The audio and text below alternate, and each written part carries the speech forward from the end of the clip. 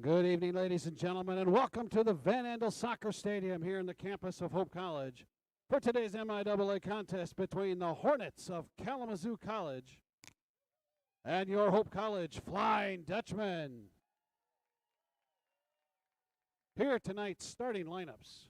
First, for the Hornets of Kalamazoo College, a freshman goalkeeper from Battle Creek, number 1, Gavin Houtcooper. A junior defender from Jackson, number 2, Travis Barclay. A senior defender from Plymouth, number 5, Mikey Schwartz. A junior midfielder from West Bloomfield, number 8, Tony Asbeck. A senior defender from Clarkston, number 10, Colton Farley. A junior midfielder from Northville, number 11, Paul Karras. A sophomore forward from Washington, number 13, Mikolai Aliyah. A sophomore midfielder from Geneva, Illinois, number 16, Shun Yonahara. A sophomore forward from Grand Rapids, number 21, Aiden Boss. A freshman defender from Northview, number 23, Jake Lynette. And a senior midfielder from Davie, Florida, number 26, Alex Wallace. Head coach for Kalamazoo College is Lamumba Shabazz. And now, ladies and gentlemen, here is the starting lineup for your Hope College Flying Dutchmen. A freshman goalkeeper from Barrington, Illinois, number 1, Daniel Hesselbein. A junior defender from Grand Rapids, number 3, Jackson Strabel. A senior defender from Northport, number 4, Brett Dyer. A senior defender from Fremont, number 5, Dominic Byrne. A sophomore midfielder from Grand Rapids, number 6, Ethan Jansen. A senior midfielder from Bloomington, Illinois, number 7, Ryan Flynn. A sophomore midfielder from Farmington Hills, number 10, Matt Wimmer. A sophomore defender from Spring Lake, number 12, Brandon Fless. A junior midfielder from Rochester Hills, number 16, Nick Hubert. A senior forward from Bloomington, Illinois, number 20, Griffin Brusso.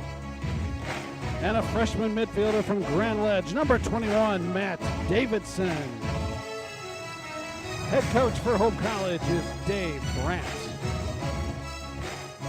And now, ladies and gentlemen, at this time, we ask you to please rise. Gentlemen, if you would, please remove your caps.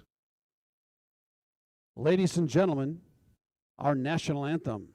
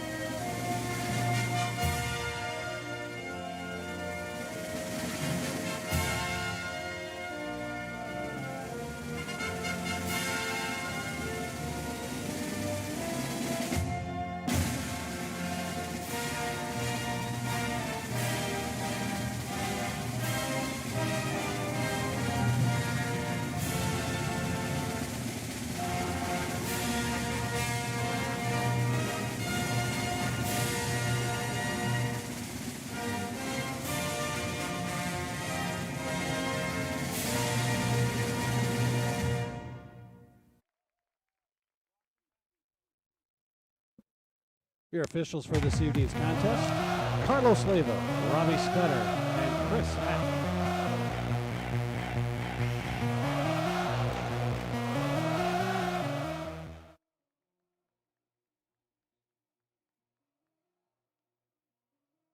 Good evening, soccer fans. Welcome to the campus of Hope College here at Van Andel Soccer Stadium. I'm Steve Binnig alongside Rob Kish. And tonight we've got a matchup between the Hope College Flying Dutchmen and the visiting Kalamazoo Hornets. Hope coming into the game 5-1-1, a hard-fought victory down on the other side of the lake at North Park just a couple nights ago. Kalamazoo, 4-2-1. A couple of tough games this year so far. Had a loss at Chicago. Chicago, definitely nothing to scoff about, always one of the top programs in the country. And then a tough 4-0 loss to Wilmington out of Ohio. But the MIAA debut for both of these teams tonight, Rob, so I think we're in for a good one. It's always fun when conference play kicks off. Yeah, it is. I'm looking forward to it, Steve. We've got two teams with good records going at each other, and so it should be a great match. If you missed them and you're just tuning in, quick starting lineups, just the last names for both of these teams. It's Hesselbein, Strabel, Dyer, Byrne, Jansen, Flynn, Wimmer, Fless, Kubert, Brusso, and Davidson for the Dutchmen. For the Hornets, it's Howard Cooper, Barclay, Schwartz, Yazbek, Farley, Karras, Aaliyah, Yanahara, Boss, Lynette, and Wallace.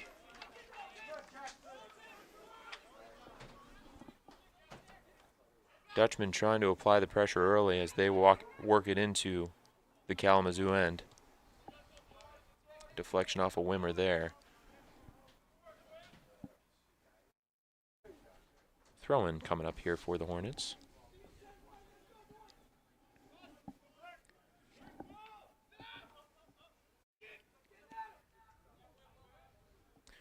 Brusso trying to get it under control for the Dutchman. Knocked out off a Hornet. That time it was Yanahara who couldn't keep it under control. And Strabel has the throw-in responsibilities for the Dutchman. Loose pass from Kubert. That one's cleared away once more by the Hornets, and we'll keep it right here for another throw-in. So, Rob, lots of sports on campus here today, I believe, and not 100% sure, at least the ones that we hosted. So far, the Dutch are undefeated. I know that football took care of business. I heard volleyball had a couple wins.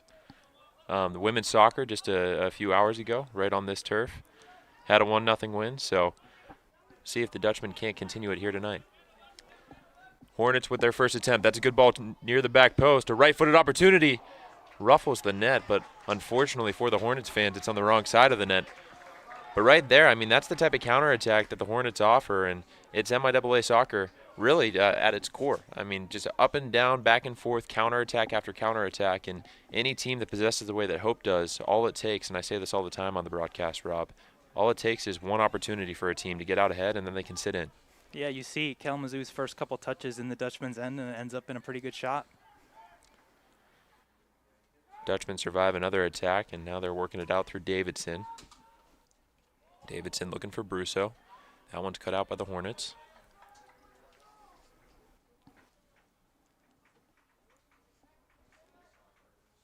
A throw in on the east side of the field.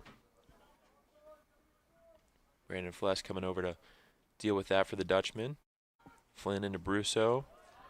Looked to lay it off to Davidson, but again, cut out by the Hornets. Thought we saw an obvious handball. The referee saw differently. And now an opportunity for Nick Kubert, who has Jackson Strabel joining on his right side. Kubert cuts back to the favored left foot. Weak pass there, cut out by the Hornets, and lots of back and forth play early on. Neither team really getting it under control. Barclay gets it up the line for the Hornets and found the legs of Dyer, who couldn't keep it inbounds, and the Hornets will take their opportunity to catch a quick breather here 4 minutes into the match and see if they can't mount another attack.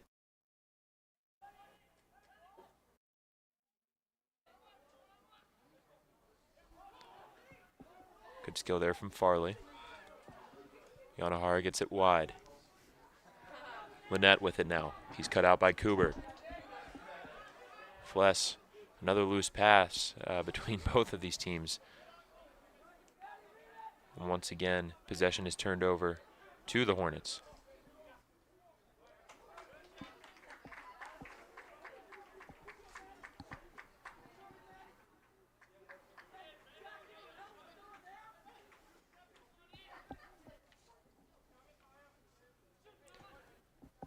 Yanahara gets past one defender, onto his right foot, looks to slip in his number 9 in front of him. The number 9 wearing the 21, that's Boss. Don't think the two were on the same page, but again, another early sign that the Hornets have a lot to offer in this match. Yeah, absolutely, Steve. Bless with the defender on his back, plays out through his partner Byrne. Byrne up the line to Dyer.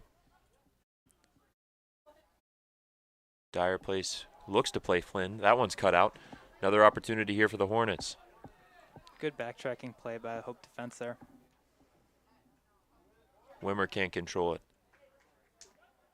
The Hornets had it for a moment, and then a tough challenge there. The sideline official says that was illegal, and the Dutchmen, after pretty much 45 seconds of sustained pressure, the Hornets are doing a really good job of compacting the field, Rob. I mean, obviously a soccer field's pretty large, and anytime you see virtually all 10 black shirts and, 1/3 of it or even 1/4 of it, it's pretty easy to tell their game plan. I mean, they just want to suffocate the Hope Dutchmen here.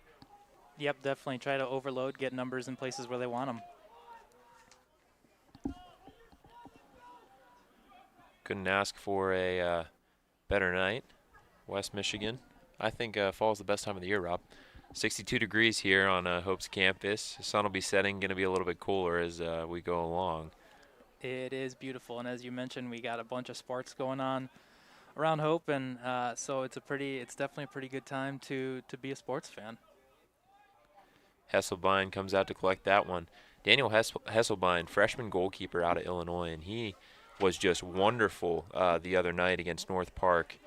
For those of you that were not in attendance and maybe were watching on the live stream, it was Hesselbein who kept the Dutchman in the game late on. North Park must have had, I don't know, Rob, it was 5, 6, 7 really decent opportunities on goal late in the match, and Hesselbein was able to thwart all of them.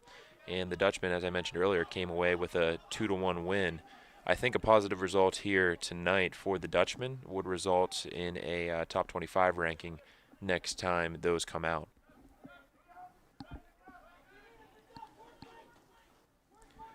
Hesselbein with it again.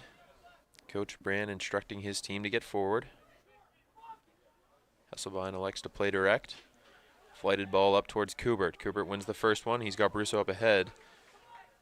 Tough contest there. Both guys up and okay. And Don Byrne cuts out the ensuing 50-50 ball through the midfield.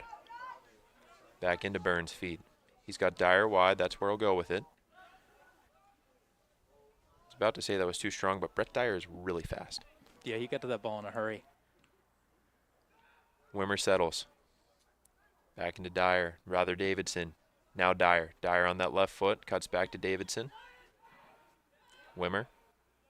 Turning. Good skill from Wimmer into Davidson. Now back to Byrne. Byrne has Dyer. There's another ball up the line that pretty much anybody else in the field couldn't catch. Great ball to Cooper back across and just over the bar. But what a service there from Brett Dyer. I mean, he's scrambling to get to the end line, Rob, and to be able to stand one up like that, not an easy task. Yeah, when you're running full speed, to be able to serve one up into the box just perfectly as that, it was a great ball.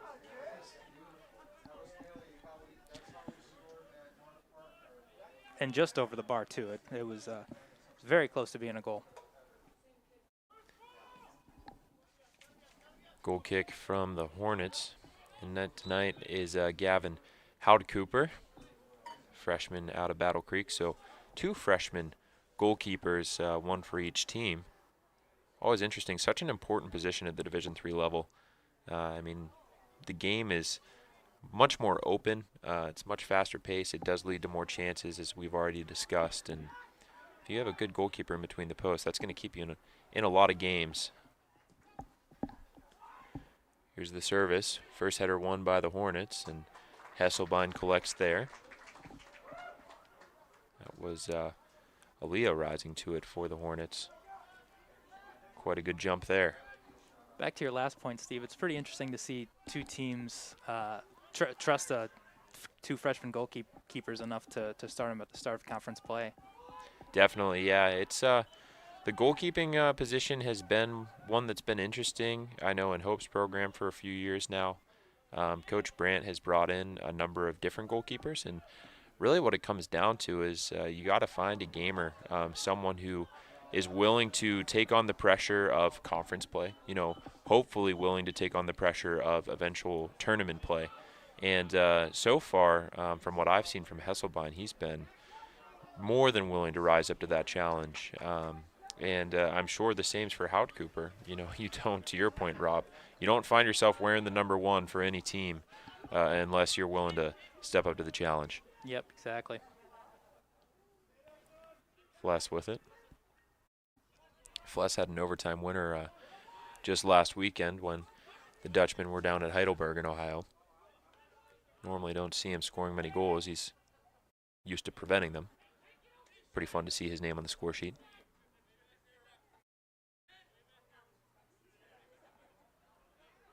Strabo is going to get backed up by the center official.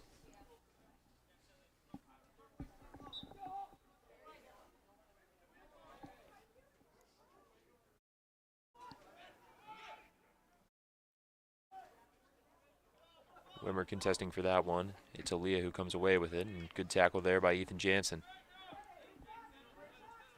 Rob, you haven't been on a broadcast yet this year, but Ethan Jansen wears the number 6 for Hope. Such a key player in the system that Hope plays with the high wing backs. Your center defensive mid becomes virtually another center back, especially when you're defending.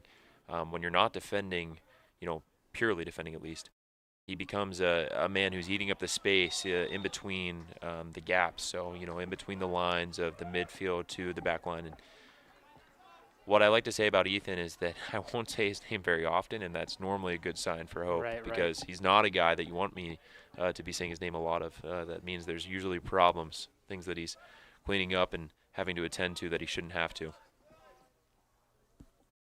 Great to have a guy with some positional flexibility. Absolutely, absolutely. After the offsides, here's Hesselbein. They'll send that one direct up towards Kubert. Kubert wins the first one towards Brousseau. Brousseau nods on. Hornets able to deal with it at least for now, and Brousseau looking to win the corner. Ball didn't get across the end line, and it's now dealt with by the Hornets. Aaliyah had it for a moment. Strabel took it back. Wimmer on the right foot. Calm, cool, and collected as always, and unfortunately that pass off of Strabel's right ankle and out of bounds for a Hornets throw.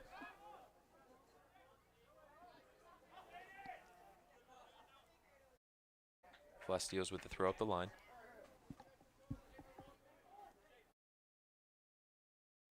Leah will leave responsibilities to Lynette. Jake Lynette, freshman out of Northville, Michigan. His throw goes up to Fless, and then a challenge from behind that time by Boss. And if I'm not mistaken, that might have been 2 East Kentwood boys trading some punches back and forth there. Yeah, 2 East Kentwood boys. Jackson was a junior, or would have been a senior when Boss was a junior at East Kentwood, and looks like the rivalry, or rather the once teamwork has turned into a rivalry at the next level. Yeah. It's a good ball here. And Strabel left it behind. Aaliyah's going to go the other way.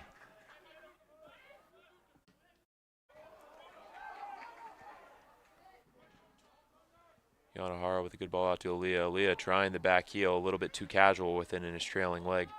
Prevented the pass from going through. Here's Jansen. Pressured by Yanahara.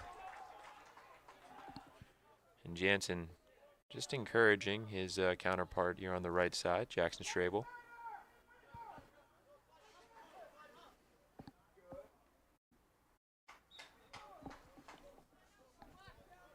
Brousseau and Kubert trying to keep it in play there, to no avail, and the ensuing throw-in is won back by Brandon Fless. Jansen flicks it through. Now to the feet of Wimmer.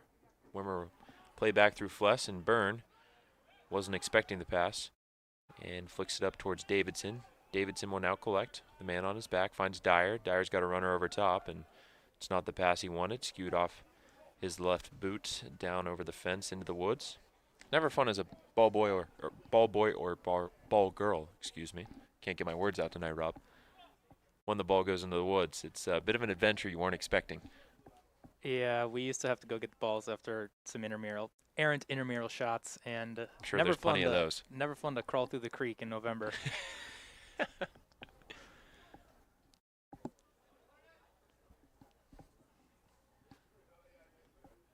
Barkley, the right back for the Hornets, working his way up the far sideline.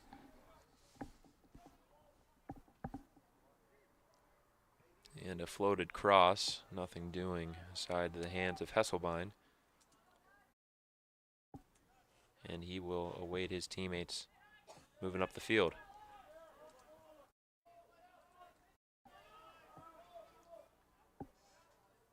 Hesselbein, another direct ball.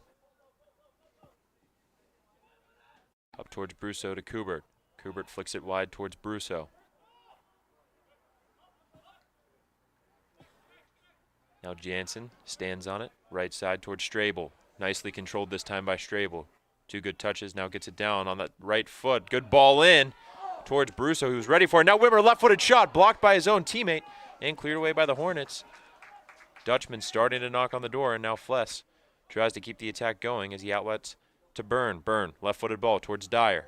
Can Dyer catch this one? Yes, he can. Dyer can catch it, but he doesn't have teammates entering the box for the ensuing service. Kubert doing a nice job to recycle play. Back to Strabel. Strabel, right-footed ball. This one low. Dealt with there by the Hornets. Wimmer wins the second ball. Now he finds it on his right foot, looking for Flynn, and it's cleared away. And Fless back into Jansen. Excellent play there from your center back into your number 6 to keep possession very tidily. Here's Davidson. Touched away by the Hornets. Coach Brandt wanted a foul. He won't get it. And a little nutmeg through the midfield. This is Mikey Schwartz with it. Schwartz laying it up towards Boss. And another opportunity for the 2 boys from East Kentwood to mean. And that time Jackson Strabel came out on top.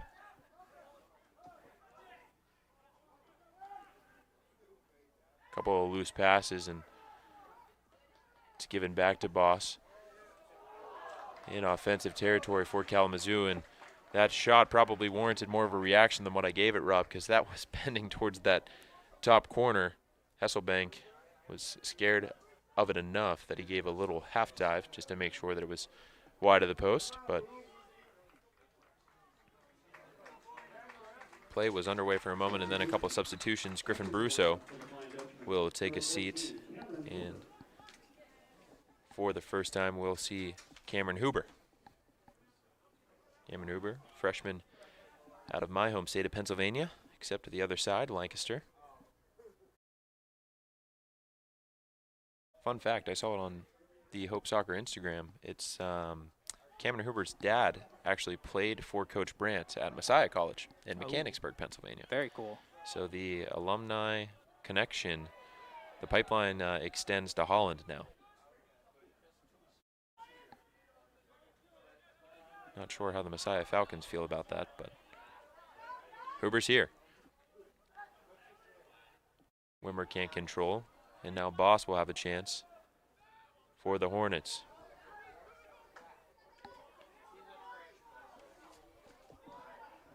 Alex Wallace brought it forward, and the ball is sprayed out wide towards Aaliyah. Aaliyah does a nice job to get there and maintain possession.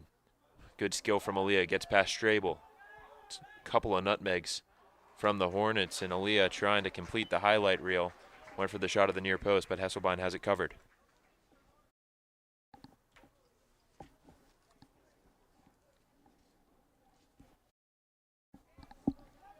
So Rob, what are you seeing out of both of these teams early on in the game? Anything that you'd like to see from either one of them? Well, you mentioned, Steve, that Hope likes to play a possession style. Obviously, they've had a couple decent chances from out wide. I would like to see how they break down this Kalamazoo defense, how they use that possession to break them down, going deeper into this game. Maybe get some shots from in the middle of the field, and see if they can use some of their speed out wide to open up some space. Sure, it's definitely a good analysis. Little background information here on my partner, Rob Kish, was the quarterback at Hope College, and occasionally he's crazy enough to hop on the microphone when his buddy asks him last minute. So, Rob, thanks for being here, and I know that your soccer knowledge and soccer fandom has increased greatly the past couple years. Good to hear that you're actually learning something. Yeah, absolutely. Hard not to, being friends with someone like you, Steve. You flatter me, Rob. Here's Hesselbein. Strabel, another loose touch, and it's Aaliyah. Aaliyah gets it back, and right before He had it. It's Strabel who made the play. It was a nice looking through ball that time from Yazbek. And had Aaliyah gotten on that favored left foot, I like his chances from 12 yards out. Hornets with their first corner of the game. Yanahara, ball towards the far post. 3 white shirts, 1 black shirt there, and it's knotted out by a white shirt. Throw into the Hornets.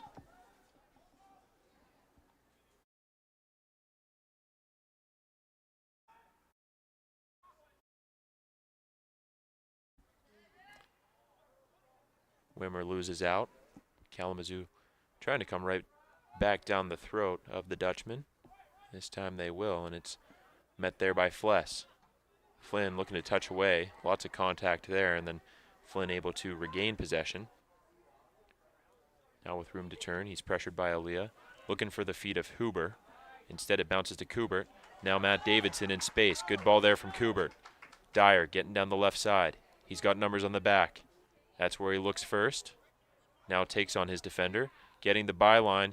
Great ball there from Dyer again. Nobody at the back post besides Yanahara. Good tracking there from Shun Yanahara, and he nods out any danger. And we'll see another change for the Dutchman. Dyer's been great early in this game, using his speed to get past the defender on the wing and getting a ball into the middle.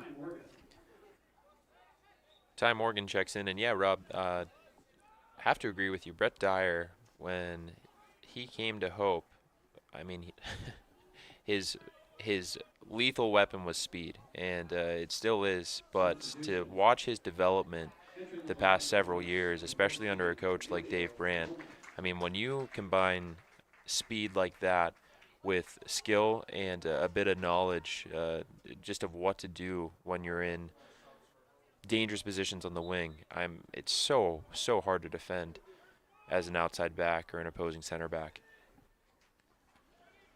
Kalamazoo made a change while we were talking about Brett. It's Emilio Romo, into the game for the Hornets.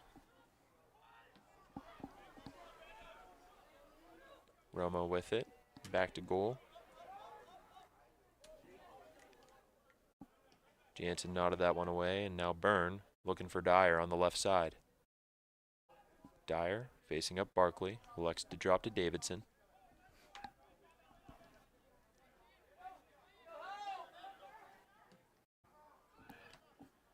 And a service from Byrne that time is cut out, and now Flynn. Maybe a few too many touches, but somehow came away with it for a moment, but it was finally the 5th tackle from Aaliyah that dispossessed him. Romo looking to exhibit on a little bit of a slant run. Nothing doing there, and Hesselbein collects with his feet as we're roughly halfway through this first half.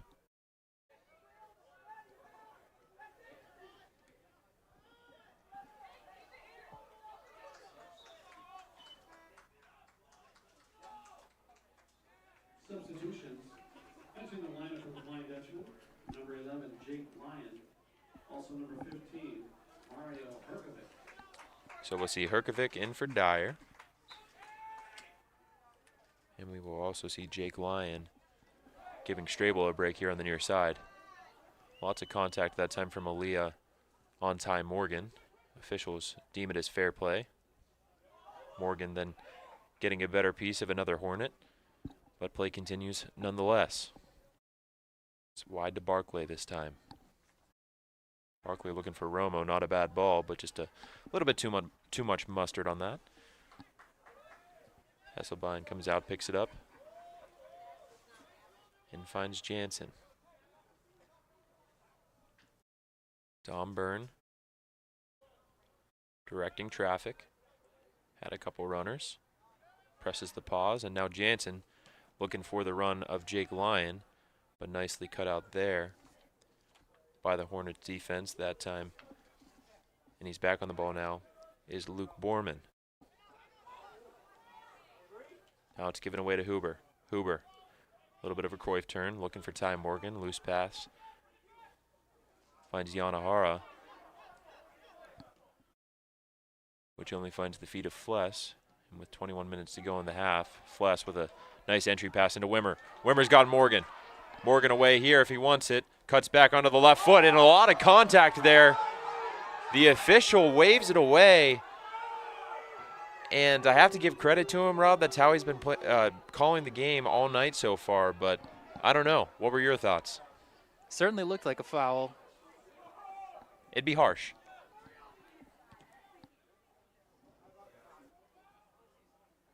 Play back underway.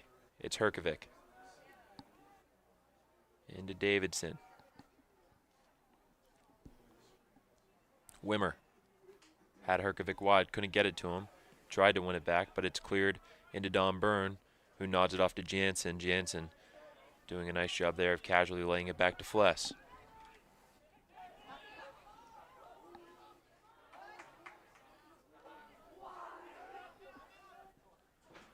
Jake Lyon trying to win it back for the Hornets.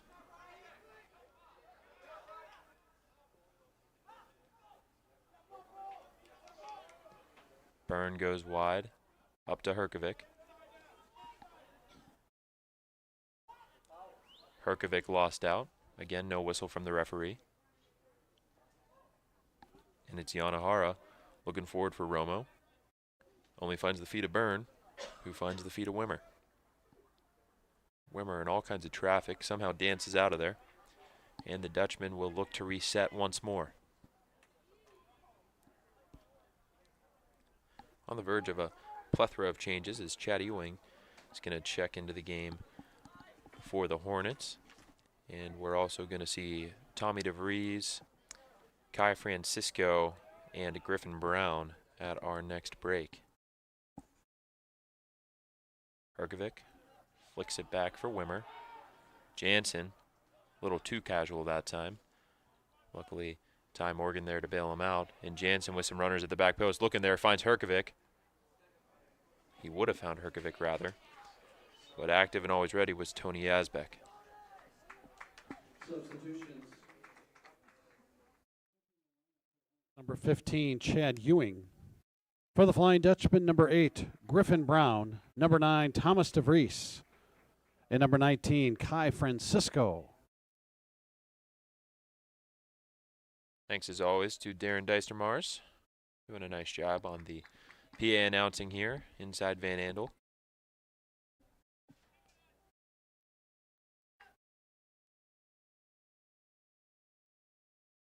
Coach Brandt staying active with the substitutions so far. Let's see if the fresh legs help him get something in near net.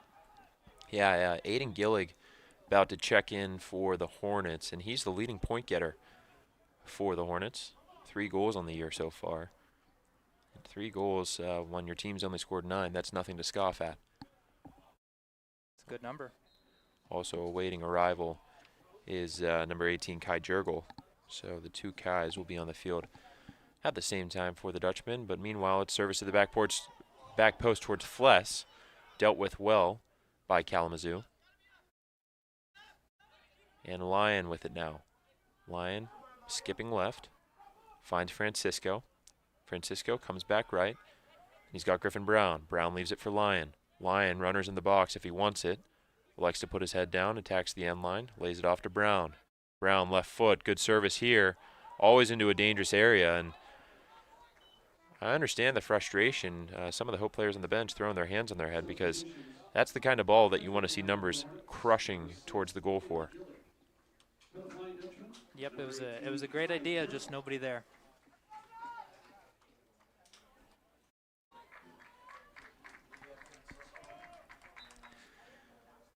Davidson taking a break. It's Kai Jurgel checking in for him.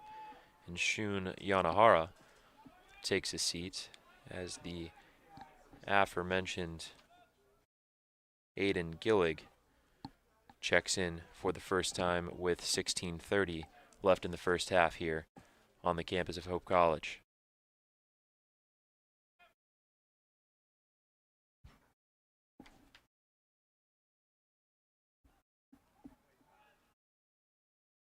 Hornets looking to play out of their own end. Service towards Ewing.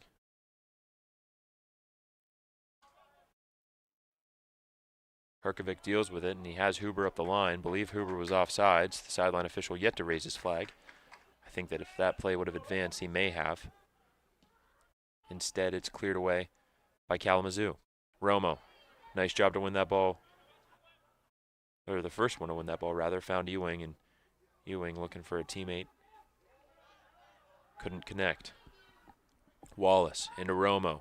Romo flicking up towards his counterpart up high, and it's won away by Don Byrne. DeVries with his back to goal. Cleared away by Byrne, and it's knotted out of bounds by the Hornets for a Hope College throw-in. This time no substitutions, so its teams will stay as is for the time being.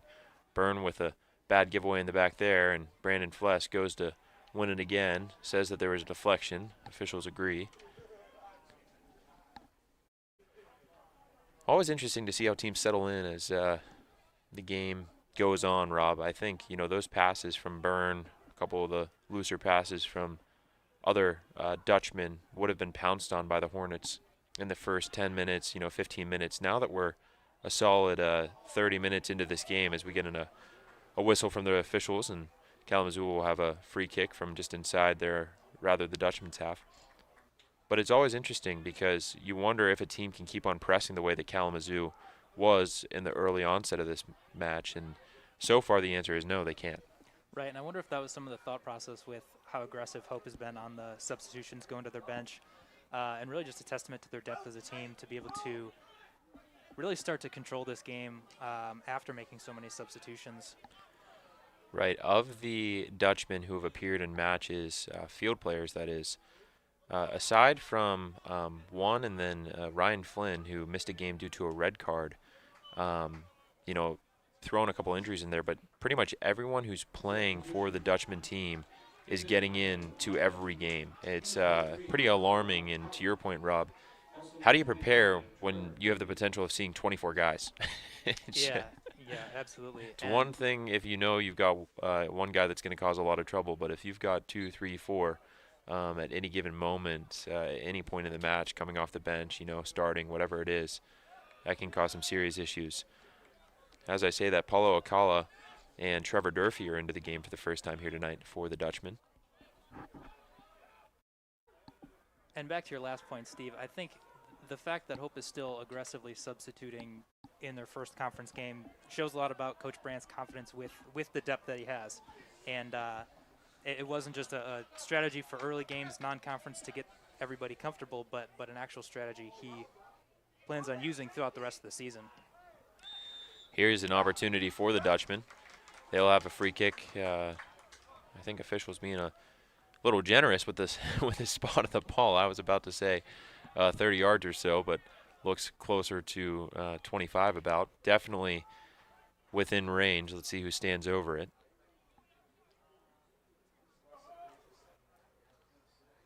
The all familiar at this point 5-man setup, and we've seen them run a few different variations out of this, Rob. Always fun to see what the Dutchmen have been working on the training ground. Ball underway. Herkovic, left foot! And a good shot there from Mario Herkovic. Great shot, just over the bar. I was with a couple of seniors on the team, Don Byrne and Caleb Schoon, just a few nights ago, and they were telling me all about Mario Herkovic's left foot. We're comparing it to a recent Hope graduate, James Raymond, and if I know anything about a left foot, it's that James Raymond has one of the best. So if that's what they're comparing Mario's to, he's always going to be dangerous when he's on that left peg. And you saw it there.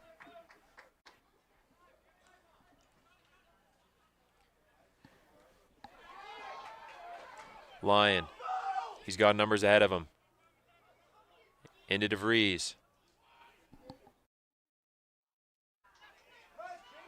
Lyon looking for DeVries again. Griffin Brown goes wide. That's Herkovic. Herkovic on the left foot. Cuts inside to the right foot. Right-footed try. That one dangerous. Tipped away. Durfee right foot. And it's saved up the line by the Hornets. Fantastic defensive play by Kalamazoo there. Really, really great job getting back by the center back. So Trevor Durfee, who's only appeared in one match so far this season for the Dutchmen, had a chance to put one on the board, and I think it had to have been number 10, Colton Farley, and I apologize to the Kalamazoo families if I'm getting that incorrect, but nonetheless, what a goal line stand by Kalamazoo. Great play.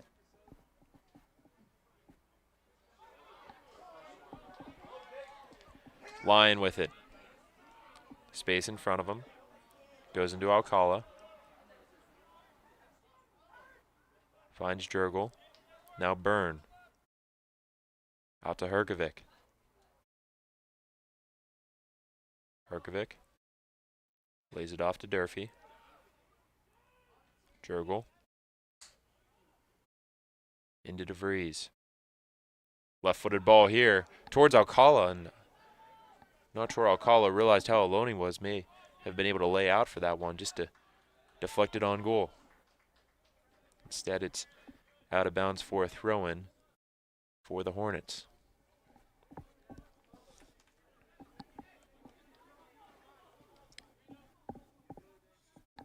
It's Borman with it. Up towards Strobel. Strobel with it again.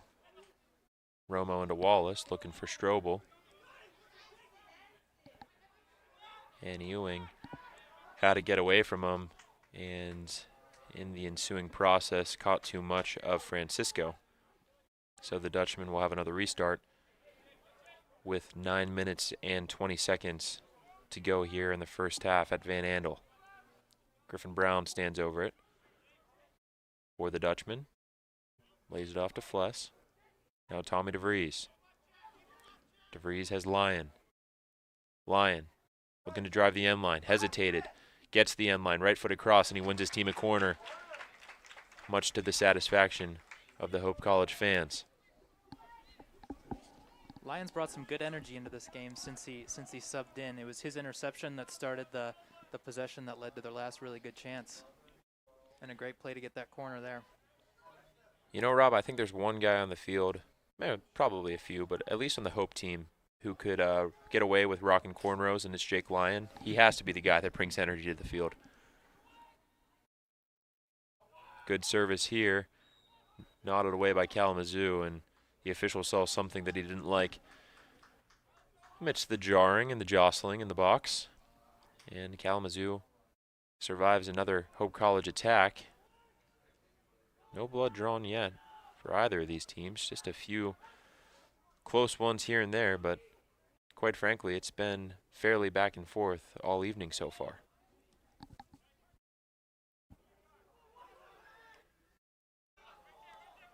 Up towards DeVries. Knotted on by Jurgel. And eventually it's cleaned up by Gillig. Fless towering to win that header. Now it's out through Wallace. Borman inside to Ewing.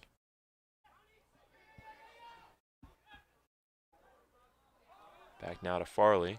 And Farley goes all the way back to Howard Cooper. Howard Cooper. Right-footed service up towards Romo. He's met there by Byrne. Byrne cuts it back to Francisco. Jurgel with it. Finds DeVries. DeVries got the shout from Coach Brand. Nobody else was letting him, told him that he didn't have time. And then DeVries is taken right off of his cleats by Gillig. So both teams starting to get a little bit chippier here as the first half winds down. I think some tired legs out there always results in a few fouls here and there. Officials been letting them play most of the game, and just the past couple minutes there have been a couple decent fouls. Ole Olsen getting ready for the Dutchman. Service towards Jake Lyon, and I think they're going to run out of real estate. Nice job there by Borman, ushering Lyon out of play. Ole Olsen checks in. Trevor Durfee will take a seat.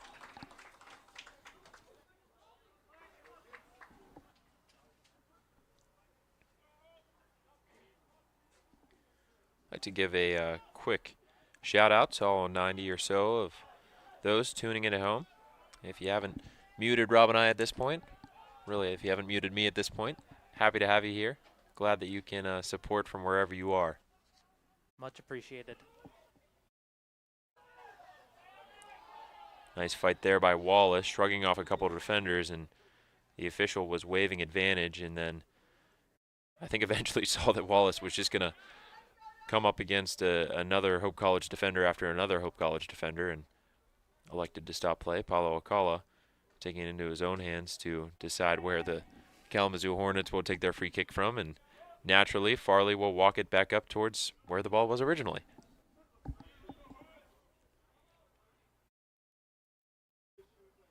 Farley sends it wide to Strobel. Excuse me, that's Barkley out there. And Francisco finds Alcala. Alcala will stand on it. Looking back for Francisco, but it's cut out by Gillig. Gillig stands on it, finds Ewing. Ewing with the chance, right-footed try. May have broken for Strobel. Instead, Lyon there with the right foot. Able to clear out the danger, but the Hornets will have a throw-in.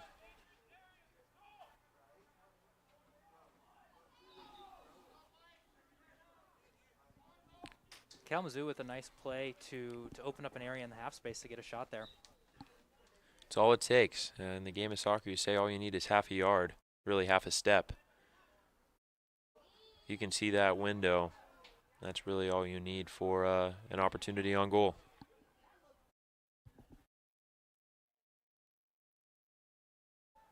Barkley having a run. His pass is picked off by Byrne. Byrne's such a good reader of the game. Not much that gets past him, literally and figuratively. Great trait to have in a center back.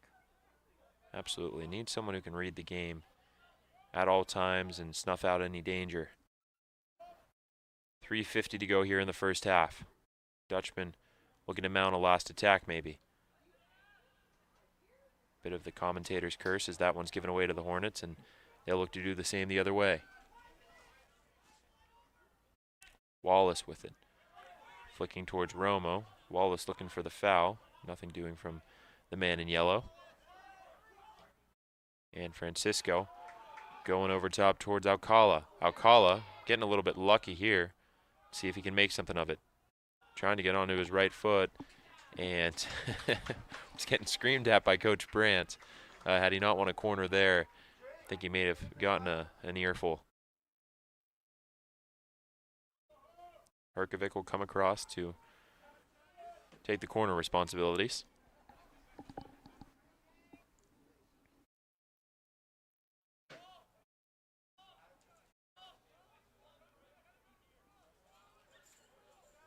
Five on the near corner of the 18 for the Dutchman.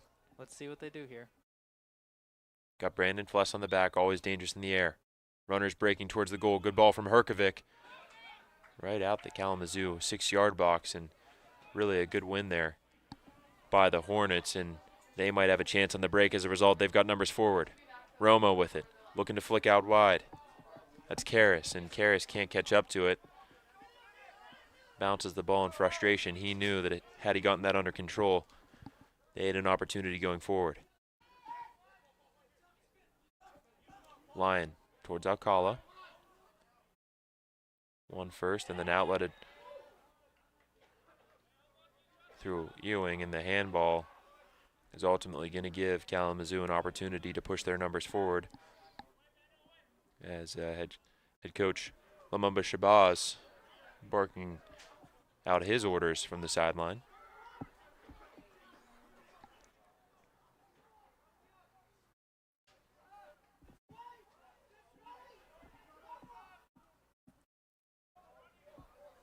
Can hear Coach Brandt through my headset. It's very clear what he wants. Wants it closer to us this way. Good win there by Romo. Official rose the whistle to his mouth and didn't like what he saw there. Griffin Brown getting called for the foul, and Kalamazoo with another opportunity from a set piece. And Paulo Alcala just gently making sure they had it in the right place again. The chess match between him and Farley continues. Something to watch here, folks. Absolutely. Farley playing up the line towards Wallace. Wallace defended by Alcala. Good turn there by Wallace. Can he get away from 2? He can. And I thought it was a really good win by Paulo Alcala. And here with 45 seconds to go in the first half, the Hornets have what could be their best opportunity of the game. Free kick from about 30 yards to the goal's left. And standing over it is number 15. That's Chad Ewing. Ensuing ball, lofted towards the far post. It bounces, and then Herkovic is able to clear with the left foot. Not too often that you see a lofted ball like that bounce at the back post. But the Dutchmen get away with it. 10, 9, 8, 7, Darren 6, starting 5, 4, the countdown here, and 2, now the ball rolls out of bounds, and just like that, we've made it through 45, and really not much to say, Rob. 0-0, a couple opportunities for both teams. Going to be really interesting to see how both of these teams adjust at the halftime break. We'll take that 15-minute break, but don't go anywhere, because we've got second half action between the Kalamazoo Hornets and the Hope College Flying Dutchmen coming at you soon. We'll be back. We know it wasn't what you expected. An entire year filled with uncertainty, confusion, doubt, and tension. There was loss. There was pain. We all felt the fear and the grief. An entire year wondering, is this the new normal? Will everything be all right? Yet, it was also a year filled with determination, community, innovation, and resilience. When it seemed like all was lost, we found ourselves gaining new gifts, perspectives, and purpose. We found a new appreciation for a stranger's smile, stayed connected even from afar. We had time to learn something new or revisit an old love. This year reminded us to cherish our unity, our identity, rooted in Christ as we welcome an undefined future together. And so, we return to pushing the limits of human knowledge, pushing ourselves to unknown potential, to shared passions, pursuing wisdom, and passing on traditions. We're returning to wonder, to worship, to a world where hope has a new meaning. And though it was never really gone, hope is back. And hope changes everything.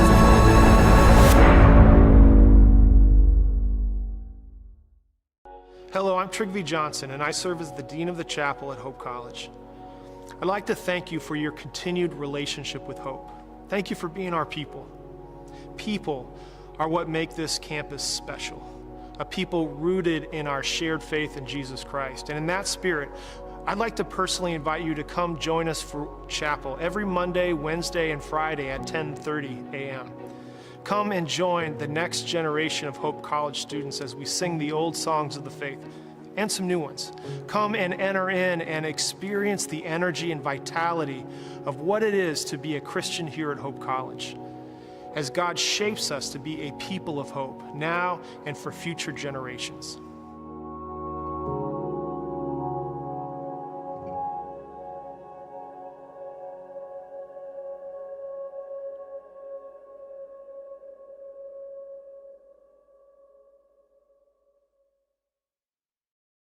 At Lawrence and Vanderswart, we are interested in the history of our community.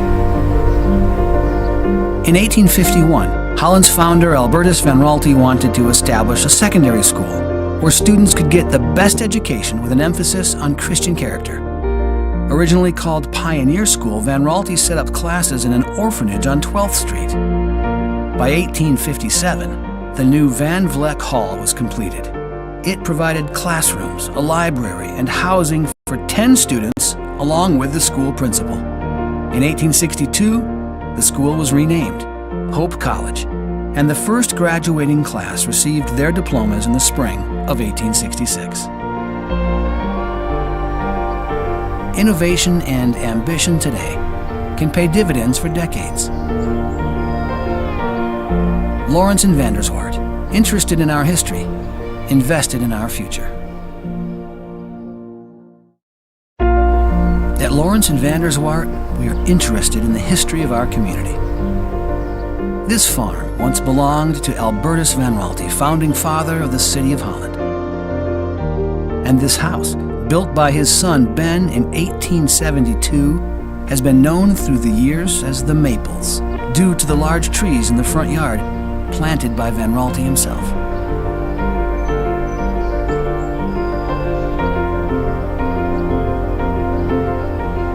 These trees stand today because of the industry and vision of Albertus Van Raalte.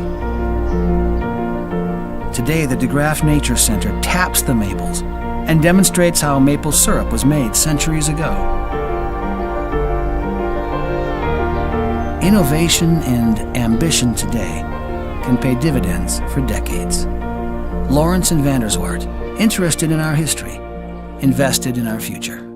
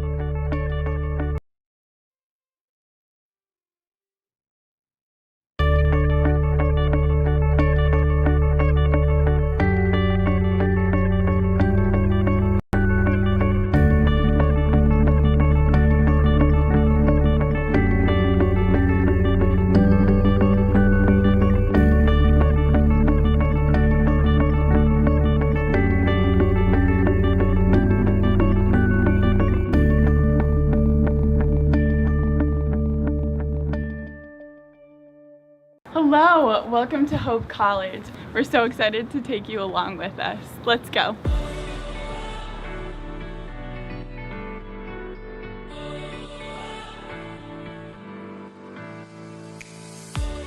One of the really nice things is just how many different ways there are to get involved and just how many wonderful traditions we have.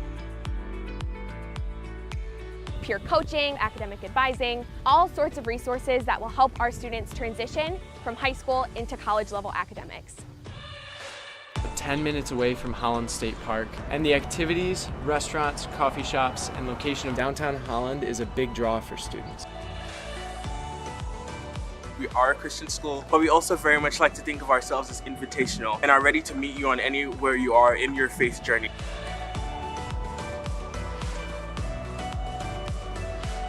We'd love to host an in-person tour with you, and we hope to see you soon. Bye! Monday, hit the road!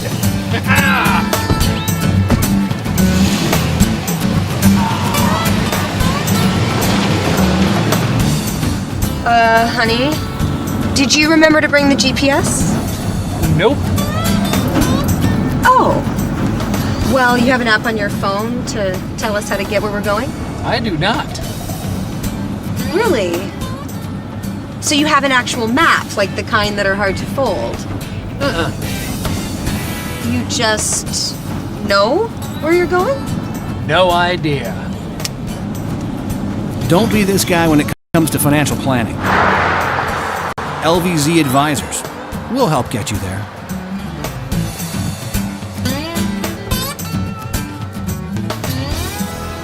Hey, we're a little lost. Do you know where the lake is? Yeah.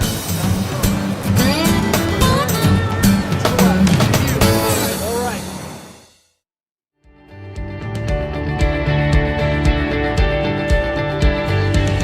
You know, when you're more than a manager, you're not just saying, wow, you came in, thanks for coming in, and you know, this is what your investment did. It's so much more than that. There's so much more going on in their lives than just these investments, and it's good to understand that totality so that you can say, well, you know, I know there's a better way of doing this, or I have a resource. I know, you know, there's some other resources that we can help you with here. So it's not just financial planning, it's serving people. It's serving people and loving on people, and that's very joyful.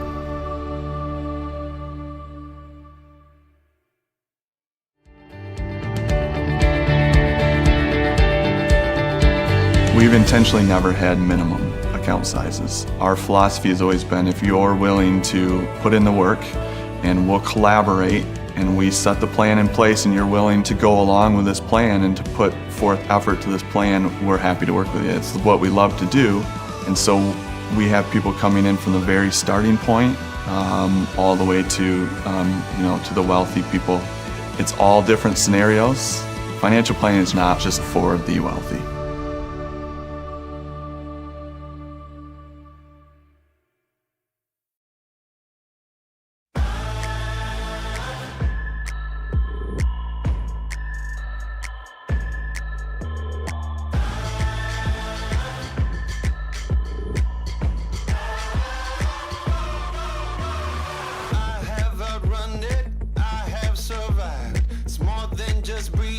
Staying alive. All that I feel is a fire inside.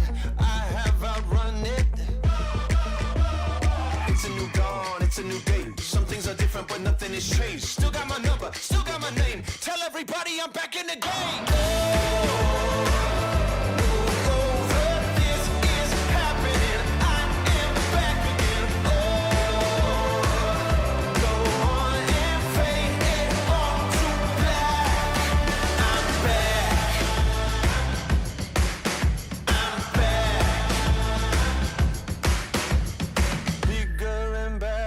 This is my time, faster than ever, hungry and I'm going to come back and take what is mine, bigger and better.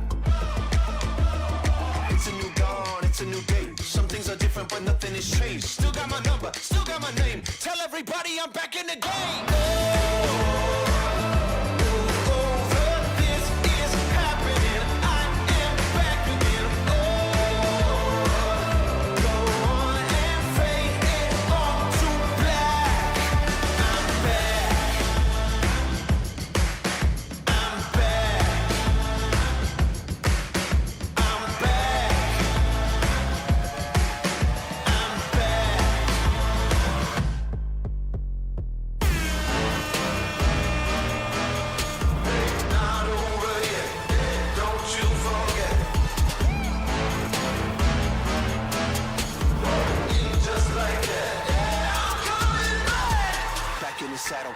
chase. I ain't somebody who stays in one place. Ready to go, I'm coming to play. You better know I still got something to say. It's a new dawn, it's a new day. Some things are different, but nothing has changed. Still got my number, still got my name. Tell everybody I'm back in the game.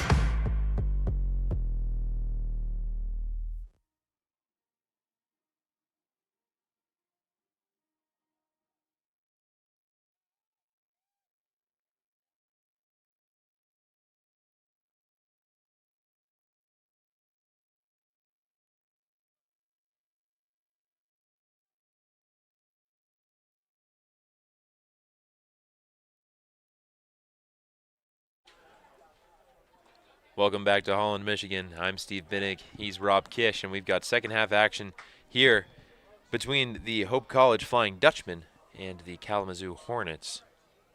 As a reminder, I probably underplayed it, Rob. It was an entertaining first half. Not a whole ton of chances for either of these teams, but the play, the build-up, the back and forth, the physicality.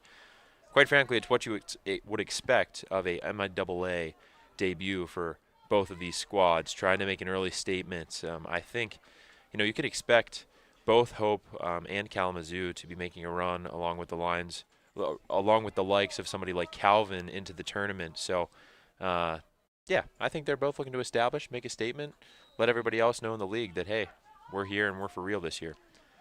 Yep. Both teams first half had a couple of good chances. We'll see if any of them can take that and turn one of them this half into a goal. Absolutely. The Dutchmen with the kickoff here, attacking right to left on your computer screen, on your television screen, or on your phone. Kalamazoo Hornets in the all black. They'll attack from left to right. Here's Wallace with it. Early chance maybe for Kalamazoo. Wallace knifing through the midfield. Runners on the far side. It's Barkley. Barkley, right-footed ball into Aaliyah. Or rather, that was not exactly sure. My apologies, that was Yanahara. And now the Dutchman will go the other way. Russo pressuring. Both teams look to have gone back to their starting preferred lineups or something very close to it for the start of the second half. Yeah, Rob, that's a good point. And something we talked about in the first half is that both of these teams obviously were pressing right out of the gates. And there was a lot of energy, a lot of turnovers, a lot of opportunity off the counter. And it looks like Kalamazoo is trying to reinstate that pressure here from the onset. Left-footed try there. That one was Aaliyah. And you can tell he's got his head in his hands. He thought that one was going to nestle in the corner. That said, I think Hesselbein may have had it covered. Warning shots, if you will, from Kalamazoo. It's clear that Coach Shabazz told these guys to come out and make a statement early on in the second half. Strabel towards Brusso.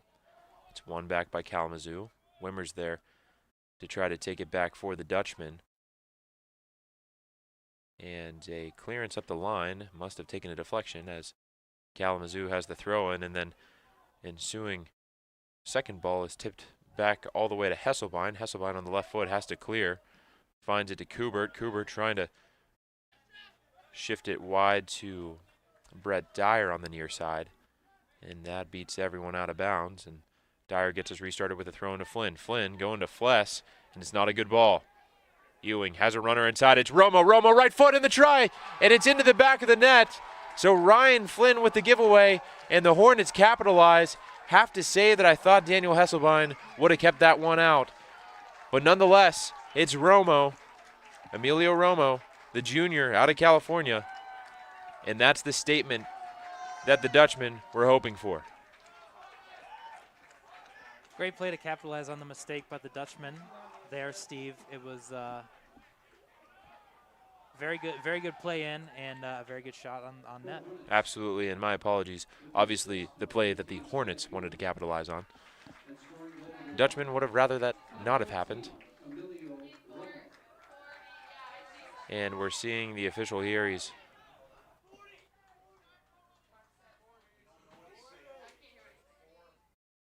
trying to get some clarification inside the booth here on what time he wants on the clock. 42:40 is what they wanted, and now the Dutchmen, playing one goal down, have to get themselves back into it. Kalamazoo looking to put the game to bed here, though. Early in the second half, they're on the attack again. Good ball towards Ewing. Ewing, right foot try, off the post. Kalamazoo almost struck twice in 30 seconds, Rob. Wow, another great chance. This second half is really looking a little bit like the start of the first half, with Kalamazoo really quick on the build-up and getting some good chances as a result. Strabel looking over top. That ball's out of bounds. And I have to say, the Dutchmen look a bit shell-shocked. The Hornets have certainly come to play. I mean, you're not going to drive from Kalamazoo up to Holland unless you've got some business to take care of.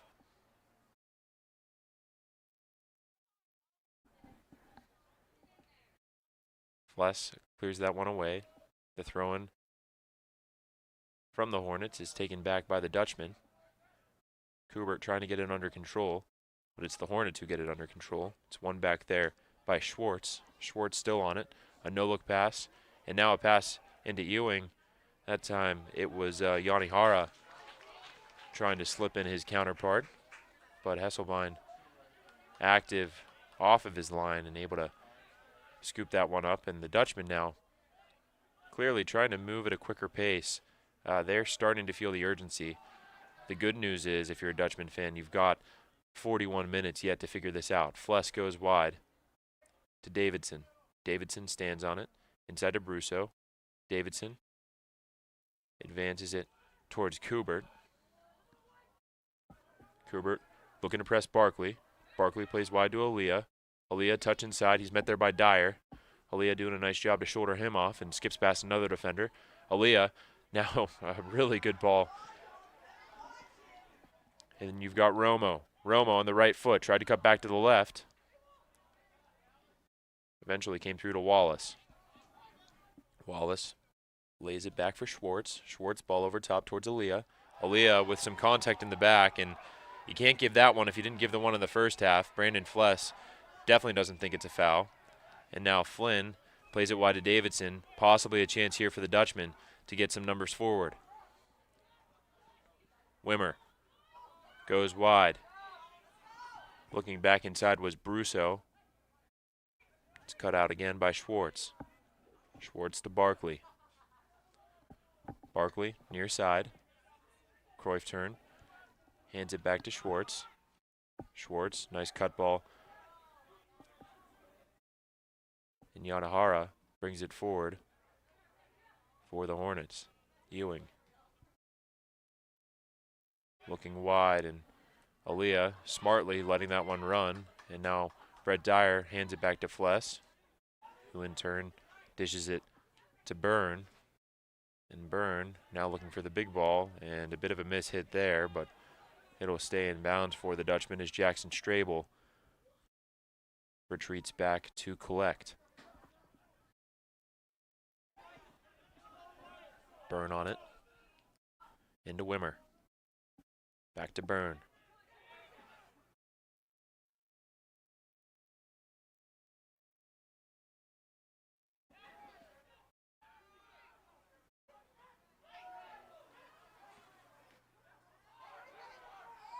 Wimmer winning it back for the Dutchman. And now it's Wallace out the other way. Settled down by Byrne.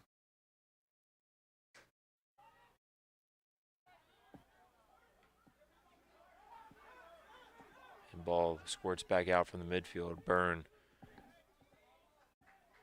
tracking it down, and a throw in for the Dutchman.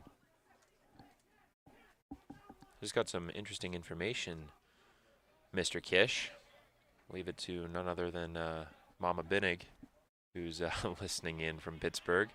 And news to me, but this game really is a bit of a non-conference match. It's an opportunity for Kalamazoo and Hope to more or less see each other out early on in the season. This game won't count towards MIAA standings officially, but as we've been talking about, Rob, what it will count towards is a little bit of clout, and whoever comes out victorious in this one certainly could be a favorite to win the conference. Look at that, Mrs. B looking out for us hundreds of miles away. She's really good at that, Rob. She's really good at that. She is. #1 fan. Thanks, Mom.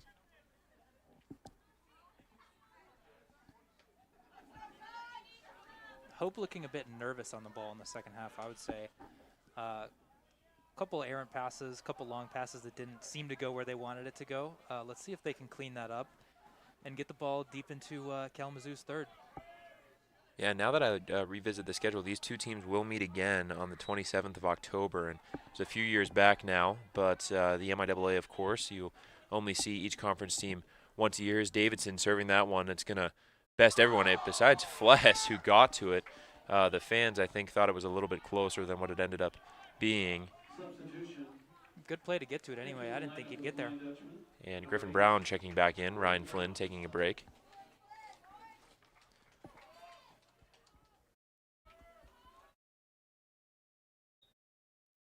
The implications of this game shouldn't be understated, though, Rob, because not only is it impactful and influential on what will happen possibly in the rest of the MIAA, but moreover, you know, these two teams with aspirations to qualify for the tournament, this counts as a region game at this point. So those games, all games are important when you're looking at qualifying for the tournament, especially if you don't win your conference.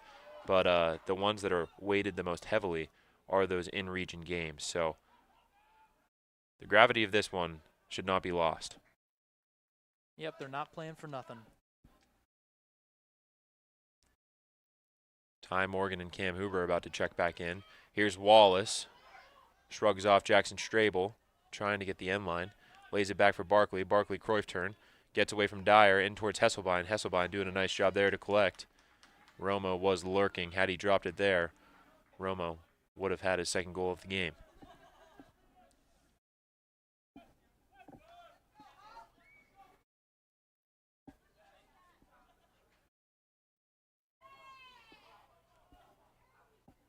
Hesselbein sends it well into the Kalamazoo half. Here's Brusso on it. Defended well there by Borman. Strabel trying to get the sideline. He runs out of real estate. It's knocked out of play and a substitution, as we'll see that return of Huber as well as Ty Morgan. Naturally, it's Nick Kubert and Griffin Brusso getting an early break here in the second half. We'll be seeing those two front runners later on this half, I'm sure.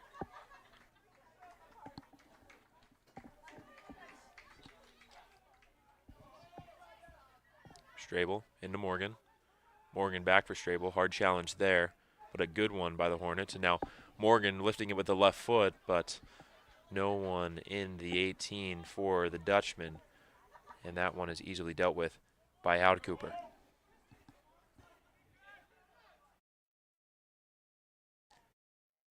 Rob, you've been in a stressful situation a time or two as a athlete. What are you looking for, you know, out of yourself and out of your teammates? If you're here, we've got a chance. As Ty Morgan looked like he was going to get through, but instead there was an offsides in the build-up play. Rob, back to my question. What are you looking for out of yourself and out of your teammates if you're a Hope College Flying Dutchman? You know, how do you remain calm when things are starting to get a bit tumultuous? Well, I think you gotta look at the time. You gotta realize you got over 30 minutes left, so you got plenty of time to make a play here, and you got to remember that it only takes one. It took Kalamazoo one fast break to get up 1-0, and it could take one just like that going the other way to get this game tied up again. Here's Kalamazoo looking to capitalize off another chance. Wallace had it under control in the box. May have been looking for the perfect chance, laying it one more to Aaliyah, and it was cut out by Dom Byrne. So the Dutchmen survive another one. Definitely some holes back there in the Dutchman back line. Here's Dyer. Looking up the line towards Wimmer. Wimmer will give chase. Beating him there will be Mikey Schwartz. Schwartz lays it back for Howard Cooper. And the clearance won't make midfield, and it's won by Griffin Brown. Well-timed header there. Laid off by Morgan. Jansen going wide to Strabel. Strabel gets up the line, but not before Farley can knock it out of bounds, and we'll have a few substitutions here. Substitutions. Entering the lineup for the Flying Dutchman, number 11, Jake Lyon, number 15, Mario Herkovic, and number 19, Kai Francisco.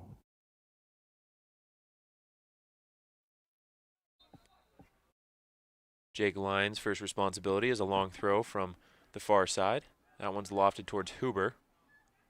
Came off of Huber at the end of it, and a goal kick for the Hornets, 32-25 and counting left here in the match between Kalamazoo and Hope College. Coach Brandt bringing on his substitutions a little bit earlier in this half. Let's see if the fresher legs can get on and make something happen for the Dutchmen. Sure, and of course, in the second half, Rob, we can see the return of those players. So in the first half, when you're substituted, you're out for that half. It does get really interesting when you can introduce players earlier, knowing that you can bring on your starters later on. Something we haven't talked a whole lot about on any of the broadcasts so far this year, but it certainly can't be missed. Hope College has been without their player of the year last year and the conference player of the year last year, Ty Dalton. He's been sidelined with an injury. Hoping to get him back, here in the next couple of weeks. But you do wonder in games like this, you've got a fifth-year senior out there, really good skill there from Barkley as he dances away from Wimmer. And the subsequent pass wasn't what he wanted, but the Hornets retain possession. But back to Dalton, you have to wonder, what does a guy like that do in a game like this? And, you really start to feel the loss of a guy like that in moments like these. Yeah, Steve, good skill from Morgan. Maybe Hope can get him back by the actual start of conference play. That would be good. That would be very good. Could be a jump start for a team who's gone through a really difficult non-conference schedule.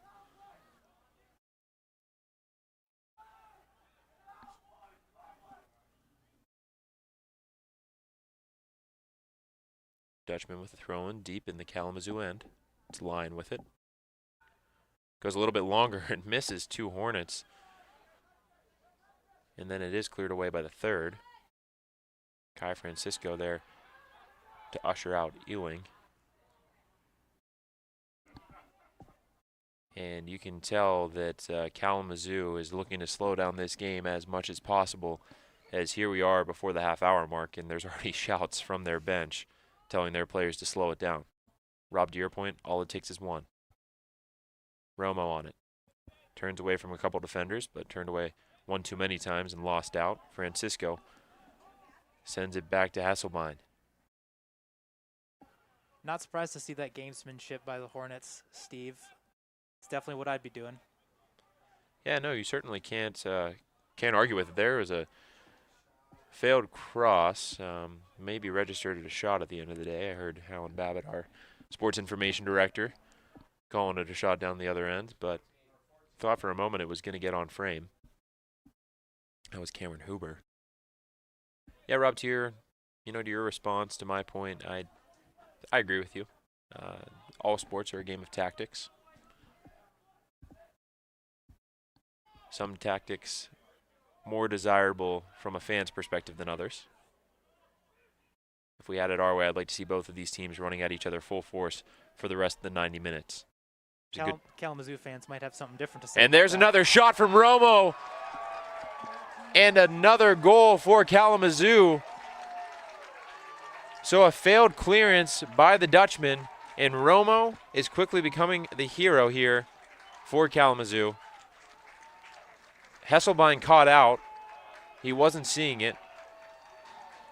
Great shot from distance by Romo. Yeah, and I'm catching up. Obviously, the live stream a few seconds behind us, and really nothing Hesselbein could have done about that. You just have to tip your cap to Romo, who snuck that one right under the crossbar from about 25 yards out. Dutchman trying to get started right away here off the kickoff. at this point, Rob, it's a little bit different. You need something, and you need it now.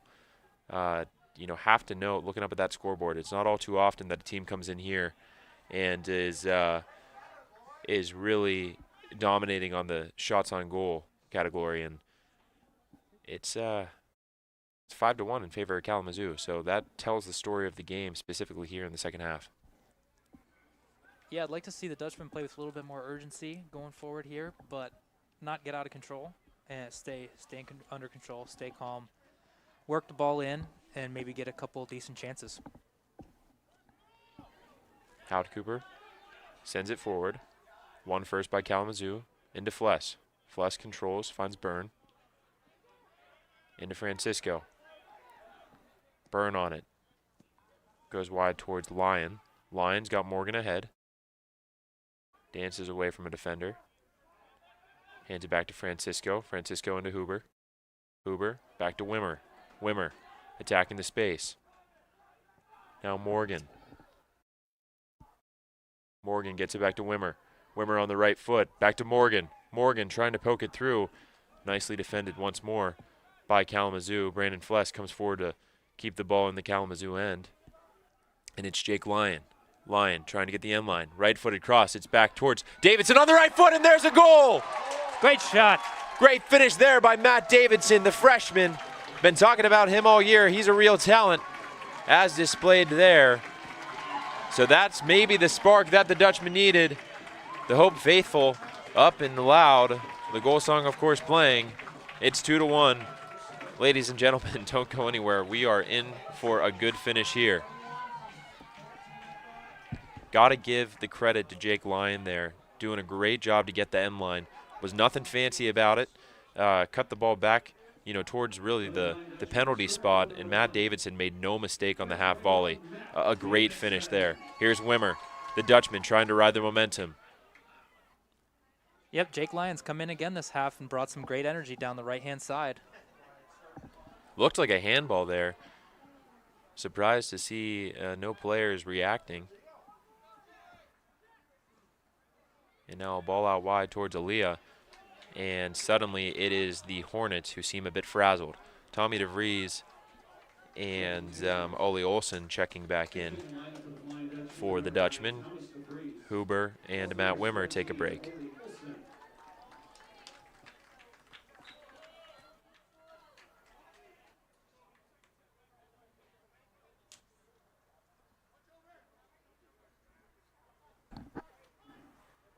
Olsen with his first touch. Defended well by Barkley. And too much intensity coming off the bench was Olsen. And Kalamazoo again trying to take as much time as possible off the clock.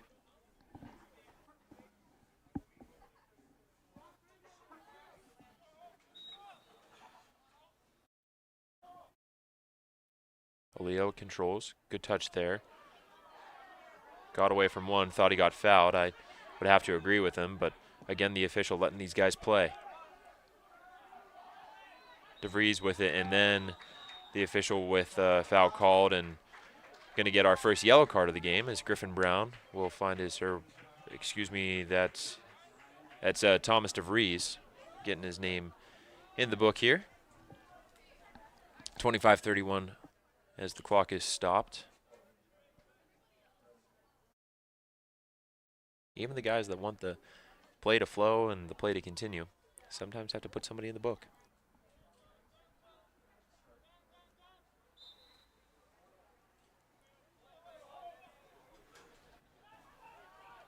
Quick restart by the Hornets.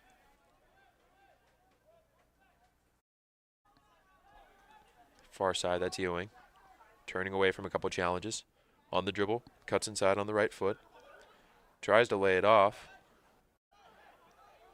DeVries going to ground, and then Griffin Brown going to ground. And foul called actually on Kalamazoo.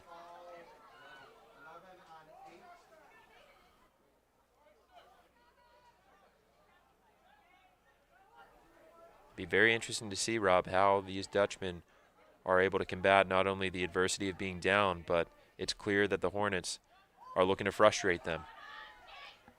It's just maybe the case of who can keep the cooler head. Hope's looked a little bit better since they got that first goal. Hornets on a break. Ewing with it. He's got Romo, who's on a hat trick, but nicely defended there. That was Herkovic working his way back. And the Dutchman looking to go the other way. It's end to end. Morgan hands it off to Ole Olsen, now Lyon. Francisco. Back to Morgan. Morgan wants to go left, does go left. Cuts inside. Now the Cruyff turn, lost his footing. No foul called. Fans not happy about that one. And looks like Ty Morgan may have picked up a knock.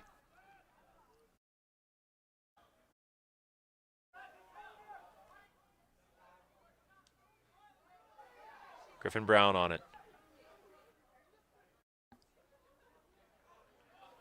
Back to Byrne. Back into Griffin Brown. DeVries has Morgan. Morgan back on his feet. Not moving as well as, I take that back. Nice little step over there, and then he's lost his footing again. And it's Ewing going the other way for the Hornets. Into Romo. The man with 2 goals and the difference in this game for the Hornets. He elects to go back through Borman. Borman, direct service towards Byrne. Bourne nods it back to Fless. DeVries with it. And he's dispossessed. Griffin Brown going to ground. And coming right at the back line is Yanni Hara.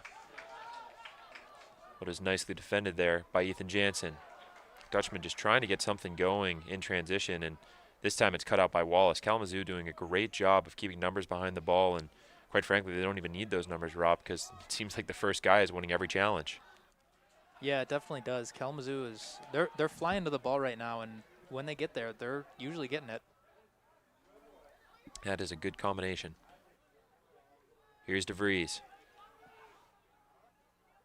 DeVries stands on it, plays back to Morgan.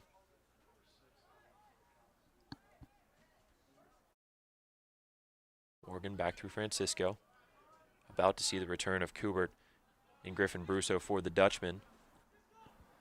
We'll also see Jaden Beist as well as Aiden Gillig for Kalamazoo. So Gillig we of course saw in the first half before tonight.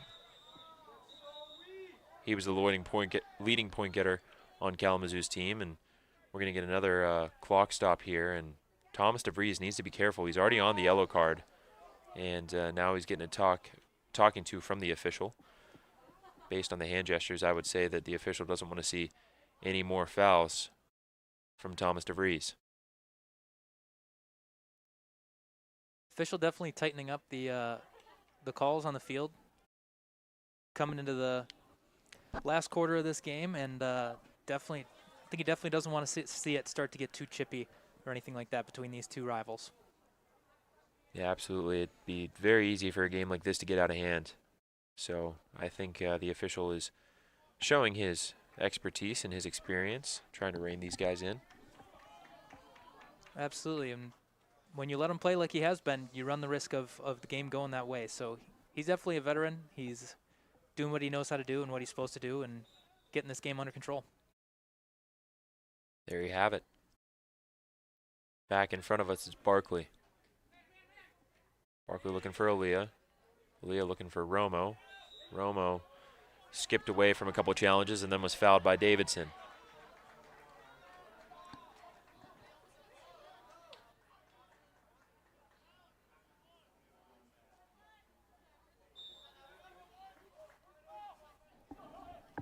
Mikey Schwartz. Stand over it for the Hornets. Has Aaliyah. He goes to Aaliyah. Leah, back to Schwartz. Back to Aaliyah. Goes back out through Farley. Farley to Schwartz. Schwartz with the right foot. Was almost cut out by Herkovic. Instead it goes to Wallace, and now Aaliyah. Aaliyah on the front foot. He's got runners and is cut out by Don Byrne. Nice play there by Byrne. And skipping away from a couple challenges is Griffin Brown. He goes wide to Matt Davidson. Davidson back to Herkovic. Byrne with options out the other way. Stands on it, thinks about it again. Now into Francisco. Byrne got a runner up the left side towards Barkley. Barkley backtracking, does a nice job there to cut it out. Coming forward with it is Schwartz. Schwartz gets away from a couple challenges and finds Wallace. Wallace has a runner ahead. It's Romo. Romo on it, stands on it, left foot, looking for the hat trick. Tries to beat a defender first before releasing the shot, and that defender's Jake Lyon, and he's going to come away with it. Lyon looking to get away from another Kalamazoo defender. He does. Lyon putting the team on his back here. Going right through the midfield. Lays it off. It's Ty Morgan. Ty Morgan, left foot. Gives it down to DeVries. DeVries looking to get the end line. Stands up his defender. Back to Morgan. Morgan, Cruyff turn on the right foot. Morgan trying to get the end line. Nicely defended there. That time it was 12, Luke Borman. Now Brown trying to lay one inside. Not a bad idea, but seen the entire way by the Hornets, and Dom Byrne hearing the shouts from his teammates and from his bench. I think he could settle that one down off his chest. Get the ball back under control. It's Lyon. Hope looking to settle in and possess the game, play their game, and hopefully that'll lead to a goal. Yeah, 5 substitutions coming up for the Dutchmen when we do get a stoppage of play. Kubert and Brusso have been up there for a few minutes. Now Byrne looking to the right side and just a little bit outside of his range, and those substitutions will now come. For Jaden Beist, also number 6, Aiden Gillig. For the Flying Dutchman, number 3, Jackson Strable. Number 6, Ethan Jansen. Number 10, Matt Wimmer. Number 16, Nick Kubert. And number 20, Griffin Brusso. So there you have it, a number of substitutions for both sides.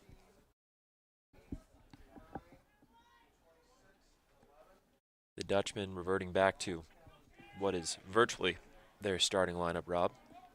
Kalamazoo seemingly putting on a few more defensive-minded players. And in that, Hope bringing on their 3 leading shot getters for the season.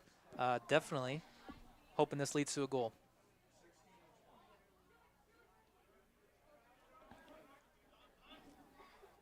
Beist with it. Beist stands on it, plays it back to Gillig. Gillig over top for Wallace. Wallace got the first touch, but Fless did enough, and then it's cleared away to Brown. Wimmer on the turn. He's got runners, and he'll play one of those runners through. It's Kubert. Kubert's going to want that left foot. Stands it up on the left foot. Back into Wimmer. Wimmer with an opportunity here and just can't get it out of his feet. But now it's going to go wide from Jansen and Herkovic. Herkovic on the left foot. Tried the drag pass. Lost it on the drag part. And a back heel down the line from Romo towards Beist. Beist dances away from one. Romo running at Fless. Fless clears it away, and it's going to be a corner for Kalamazoo. So with 17 minutes by the time this one is taken, a chance for the Hornets to put a third behind Hesselbein.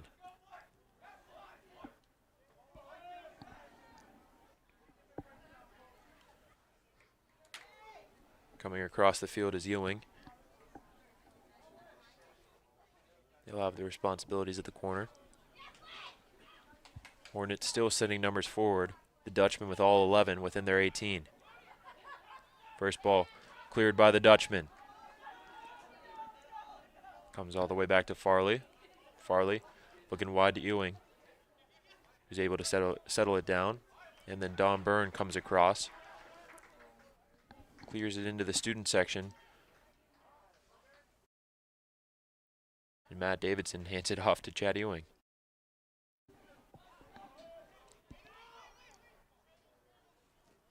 Ewing preparing for the long throw. Sends it almost to the D at the top of the 18 and cleared away by Ethan Jansen. And then right back towards the back line of the Dutchman, where it falls for Gillig, and Gillig trying to a shot from miles away. That one harmless, and Paulo Acala as well as Ryan Flynn checking back in for the Dutchman.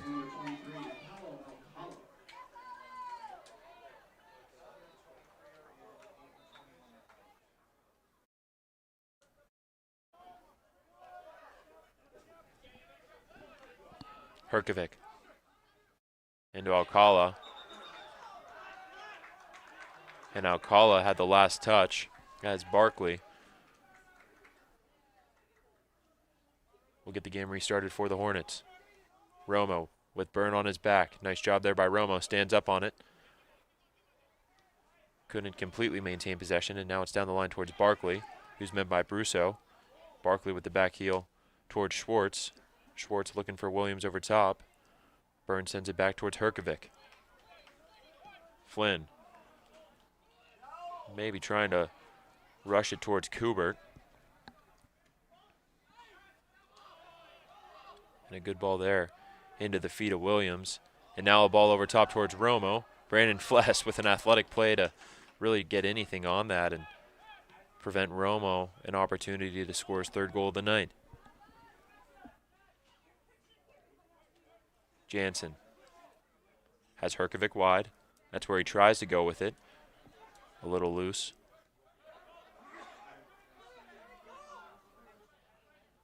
And Romo, much to the chagrin of some of his teammates and coaches, elects to turn back towards his own goal, and Flynn looking to connect through Jansen and misses that pass again. A couple uncharacteristic moments from Ryan Flynn here tonight. Despite being up 1 and under 15 minutes left, Kalamazoo not settling for that. Definitely still playing an aggressive game plan, going after the net and looking to get some chances. Yeah, Kalamazoo definitely on the front foot. We've got a stoppage in play here as Gillig grabbing at his ankle. Ethan Jansen with a hard challenge there was claiming that he got the ball. I think he definitely got some of the ball, but I also think he got a lot of the man.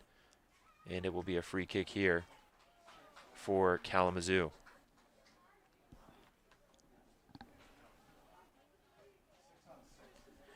Standing over this one again is Chad Ewing, pretty much the set piece specialist at this point for K.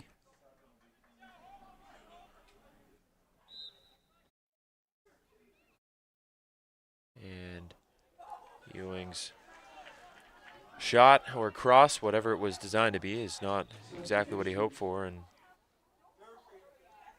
we'll see Griffin Brown back into the game, and also Trevor Durfee coming back for the Dutchman, Griffin Brusso and Paulo Acala.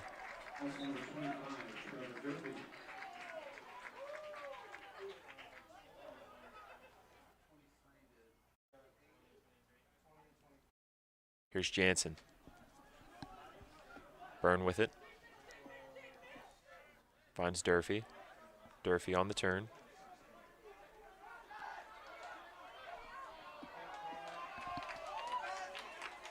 And now Herkovic will take the throw-in.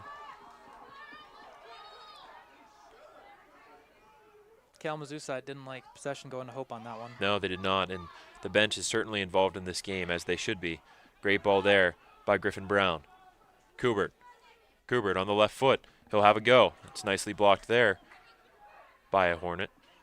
And he's back to Strabel. Finds Kubert. Kubert, right foot, into Wimmer. Wimmer, Cruyff turn, left foot, left-footed try across the face of the goal. Looks like it took a deflection. It did. Corner kick coming up for the Dutchman. Wimmer looking for a handball. I didn't see it, but definitely saw a deflection. Had Trevor Durfee been a step forward, it wouldn't have mattered. Wouldn't have gone out for a corner. Would have found the back of the net. Yep. Flynn over top of it. The Dutchman will load the 6-yard box, awaiting the service from Ryan Flynn. 12-10 to go in the game. Good ball from Ryan Flynn towards the back post, and a foul is called by the official, and that's the second time on a set piece for the Dutchman that the ball hasn't mattered because a foul has been called before the ball could get there. Hard to see with all the jockeying going on in the 6-yard box what exactly happened, but ref called a foul nonetheless. Here's Barkley. Barkley to Beist. And Beist knocks it off of a Hope player. Hands it back to Barkley for the throw-in. Schwartz with it.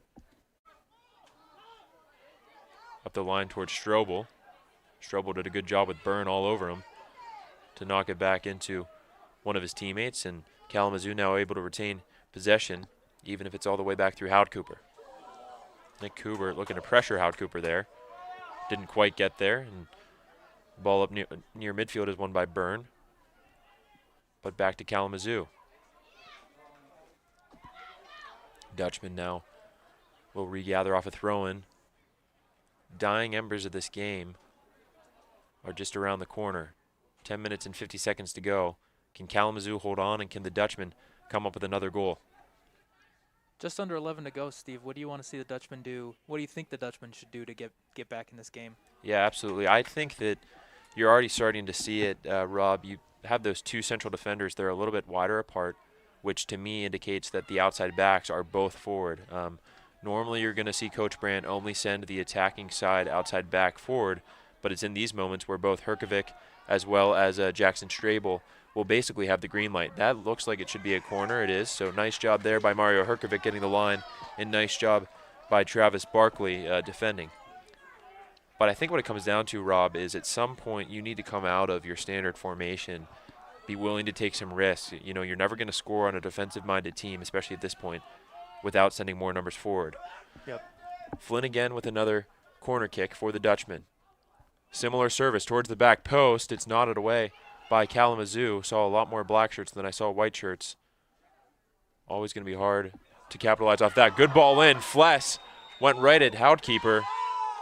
And a foul is called as Brandon Fless is now going to see a yellow card, and some of the Hope fans expressing their discontent with that decision. Yes, they were.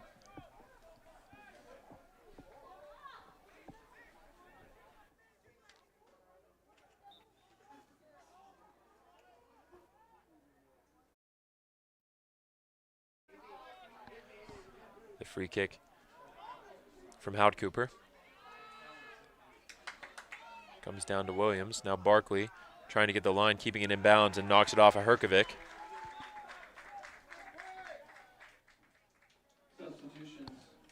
In the lineup for Kalamazoo, number 13, MIAA Aliyah. For the Flying Dutchman, number 21, Matt Davidson. So Davidson back for the Dutchman. Aliyah is back for Kalamazoo. It's Aliyah who stands on it here. Looking for Barkley. Comes out to Brown. Now Byrne going wide to Strabel. Strabel. First touch got away from him and was bailed out there by a foul, Rob, as Jackson Strabel had himself into a little bit of trouble. And the quick free kick finds its way through Jansen. Jansen out to Herkovic. Davidson. Davidson back inside to Flynn. Flynn on the turn. Second touch gets away from him. One back by Williams. And, yep, was waiting for it, Rob. Ryan Flynn just reaching into a challenge after losing the ball, and the official's going to keep his eye on that all night long and always call that back for a foul. One of the hardest things when you have a touch get away from you, have to show discipline not to catch the defender out of frustration. Yep, absolutely. Free kick right at Aliyah. He did a nice job to keep it in bounds, but couldn't maintain control. Flynn on it. Turns it back to Byrne. Byrne through Jansen. Jansen, Davidson. Flynn, back to Byrne. Into Flynn. Flynn lays it back to Jansen. Dutchman just trying to penetrate this Kalamazoo defensive front, and they're having a lot of trouble at the moment. Jansen pretty much just got tackled, and there's the stoppage on the clock. Gillig is holding his head. Looks to be okay. Jansen wants to know what the official has stopped the clock for, and I believe it's to allow Gillig to get to his feet and then promptly show him the yellow card.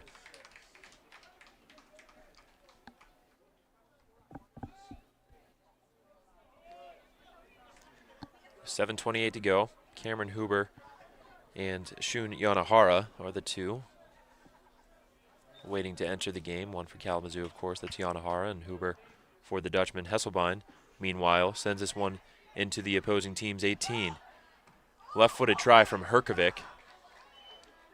Have to say, Rob, a couple things. One, you never win the lottery if you don't buy a ticket.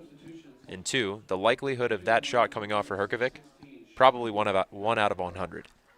Bit of an optimistic chance to take there for Herkovic, but love the effort, but would have been great to see him pull it down, see what the Dutchman could do with little possession as well.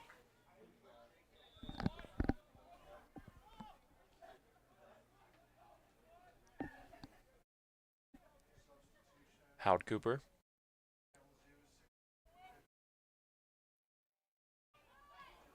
One's flicked on and into the feet of Strabel, who finds Herkovic. Herkovic finds Davidson. Davidson back for Byrne. And that one's one out of bounds by Gillig.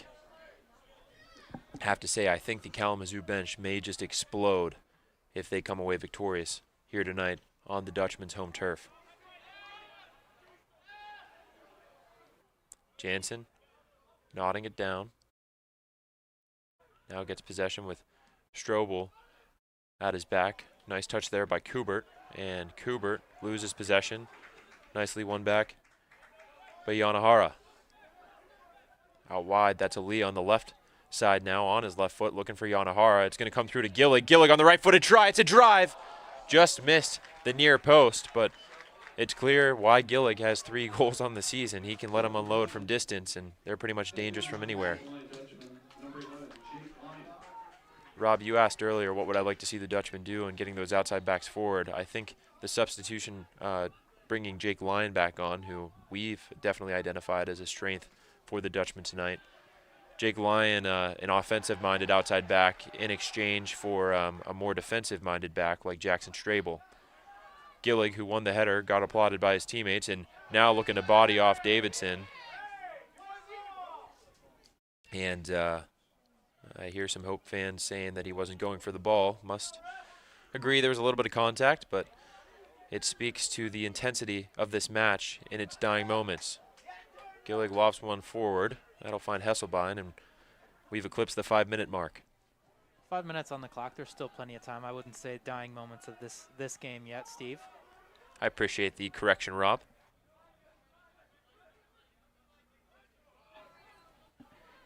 Here's Herkovic. Goes to Brown.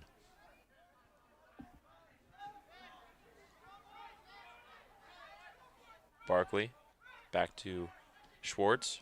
Schwartz up the line, looking for Strobel. Instead, it's Davidson with it. Davidson and Gillig doing a really nice job to track him down. And the Dutchman trying to get this game underway as quickly as possible. Touch to Wimmer. Now it's Jansen. Jansen on it.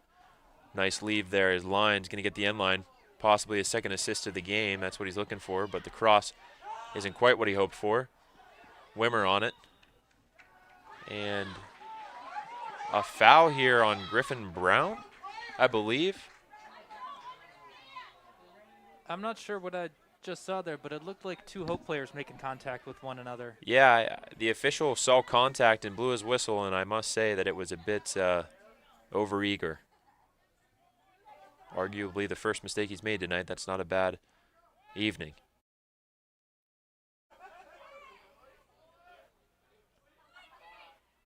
Lyon thought he had more time than he did, and now Williams coming the other way. He's got Strobel up ahead. Williams will go himself. Right-footed drive. Misses everyone, and Hesselbein trying to get ball and run it back to a 6-yard box. The Hope faithful as 3 minutes approaches the clock here, cheering on their team.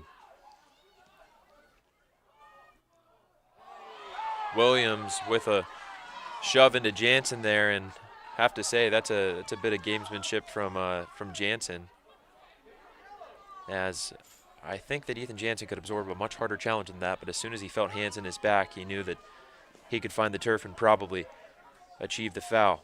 He's seen the ref calling it a little bit tighter. even on your own team, and he thought he'd take advantage of it. Brown, right-footed service, and out Cooper able to come out and collect it. Quite frankly, Rob, it didn't even look like any Dutchman was hounding that ball down. No, it didn't. Out Cooper.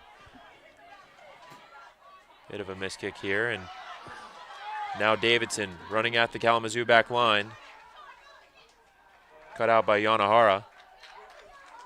And Herkovic, with 2 minutes on the clock now, gets it into Davidson. Herkovic on the left foot. Only has a few numbers inside, and it's cleared by Williams. Going to come all the way back to Fless. Fless leaves it back for Hesselbein. Fless will get it back now.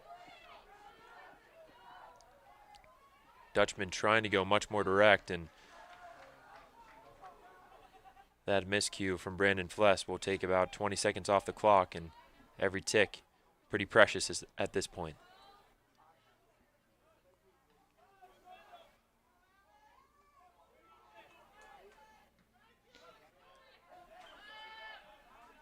Kalamazoo just trying to survive to the final whistle. They're almost there. A mere 75 seconds stand between them and a 2-1 victory over Hope College. Early on in the season here, here's a little bit of a miscommunication, and ultimately it was Hout Cooper coming out and collecting for the Hornets. Thought for a split second there that Huber may have an opportunity. It's do or die time now for the Dutchman. Good challenge there by the Hornets, and Aaliyah brings it out the other way, but then hands it off to Brown. Herkovic. Dutchman being persuaded to get numbers forward by their fans. Good turn by Matt Davidson. And a really good challenge by Kalamazoo. And with 30 seconds on the clock,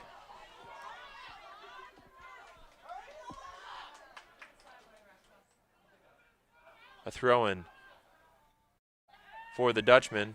And a corner coming up for the Dutchman with 15 to go. Hesselbein, he's coming forward. And this is it, folks. 10 seconds to go. Ball's got to go in. Standing over it is Brown. 6 seconds. Ball in. Back post. It's going to be over everyone. And just like that, the game will end.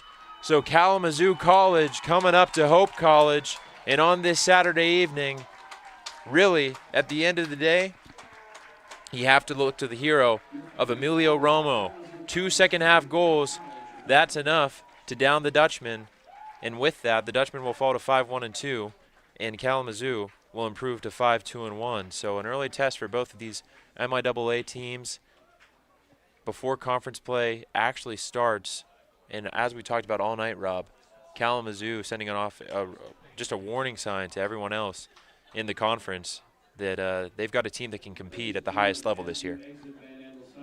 Yep, no doubt about that, Steve. It was Kalamazoo played a great game, and don't want to take anything away from them, but it'll be good for Hope to get back, be able to watch this tape before they play again in conference play. Have to agree with that, Rob. Yeah, it'll be really interesting. Keep your eyes on the calendars, because that game coming up at the end of the year, Wednesday, October 27th, suddenly has a lot more meaning. The Dutchmen are going to be out for revenge, and Kalamazoo's would love to maintain a 2-0 record over the Dutchmen. So for Rob Kish, I'm Steve Binnig. Thanks for tuning in here tonight. We will see you next time.